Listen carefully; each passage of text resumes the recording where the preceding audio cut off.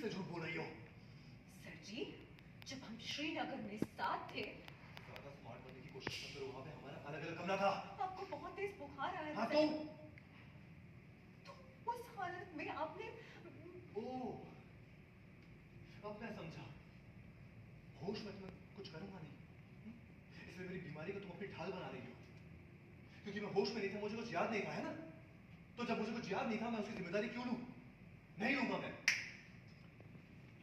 अब मैं समझा, होश में तो वो सब करता नहीं मैं, हाँ? इसलिए तुम मेरी बीमारी को अपनी ढाल बना रही हो, है ना? क्योंकि मैं होश में नहीं था, मुझे कुछ याद नहीं था। वंडरफुल। तो अगर मुझे कुछ याद नहीं था, मैं उसकी जिम्मेदारी क्यों लूं? हाँ? मैं होश में नहीं था, तुम तो होश में थी। जो हो रहा था उसे होने क्यों दिया? रोका क्यों नहीं? क्योंकि मैं खुद को नहीं रोक पाई।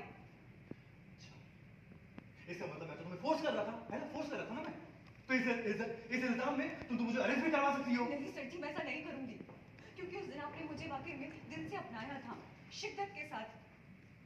और देखिए, वो रात के बाद मुझे लगा था दोबारा कभी नहीं मिलेंगे, लेकिन मैं ये नहीं चाहती थी कि वो रात हमें आज यहाँ लाकर खड़ा कर देगी और मैं आपके बच्चे। जनक, तुम्हें ये सब बोलते हुए शर्म नहीं आती क्या?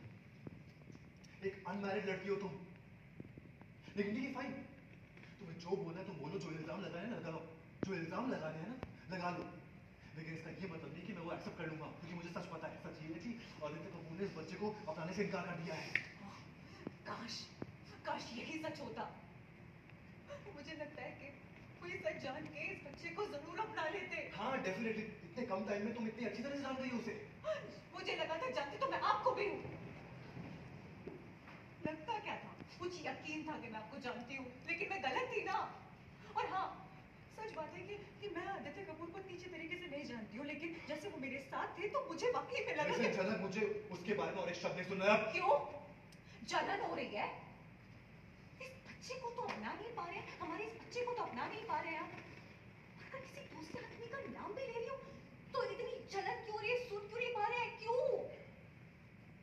क्योंकि तुम मुझ पे झूठा इल्जाम लगा रही हो, और तुम्हें क्या लगता है तुम जो भी बोलोगे मैं मान लूंगा क्या?